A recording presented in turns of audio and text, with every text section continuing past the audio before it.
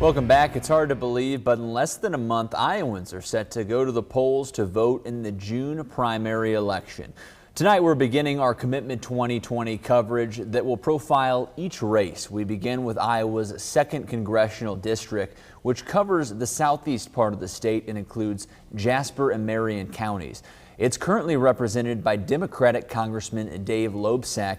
Loebsack announced his retirement last year, though. Democrat Rita Hart is running unopposed and is hoping to replace Loebsack in the fall. She could face one of 5 Republican challengers in the general election, though.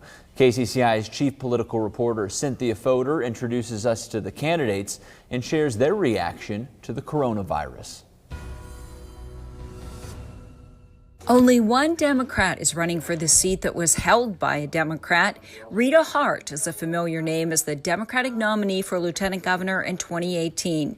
Hart says this is a time for everyone to pull together to be part of the solution. Do everything we can to make sure that people have that everyone has the protective equipment that they need, that we've got the testing taking place that's going to help us to make good decisions going forward so that we can open these businesses up and get this economy moving. That's the challenge that we're facing right now. And then we have to take care of the fallout later. The 5 Republicans running all generally support President Trump's and Governor Kim Reynolds' actions in responding to the coronavirus crisis, but some believe it is time to reopen the state. Where I had to part ways with the governor is when she started giving our law enforcement the ability to issue citations for not following her rules.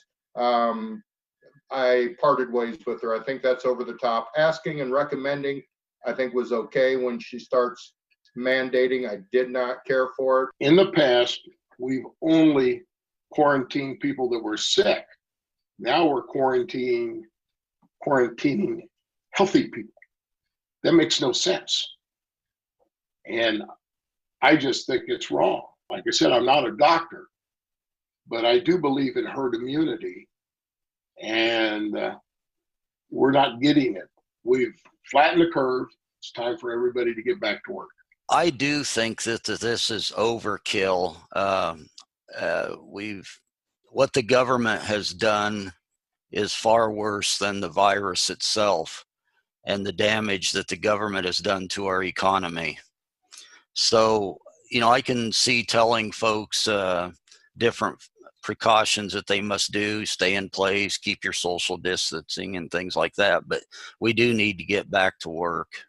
Personally, myself, my family and I, we've been going to church every Sunday, and we're not going to have anybody dictate to us in the government or anywhere that we're not going to be able to go and go to Holy Mass. So we've been doing that, but they've got a fine line going because the American people aren't just going to sit back and have a couple of bureaucrats dictate to them exactly how their life's going to be lived. What do you see, Doctor, as the biggest challenges moving forward with this? I think the biggest challenge is, number one, we still need to do testing, but we also need to do serology testing. So if we start doing serology, we can determine if people have been exposed and if they have immunity. And we're not quite sure yet what the immunity status is for COVID-19 or for this novel coronavirus. So that still is a little bit up in the air, but typically, if you've contacted a virus or bacteria, you develop immunity, and then very necessary in the function of our state or throughout the world, developing herd immunity so that if there is a second wave or a third wave, you already have people in the population who have immunity, so that lessens the severity of what happens going forward. Cynthia Fodor, KCCI 8 News, Iowa's news leader. And again, Cynthia will be introducing you to all the candidates this month. If you're planning to vote, a reminder that you have until May 22nd to request an absentee ballot.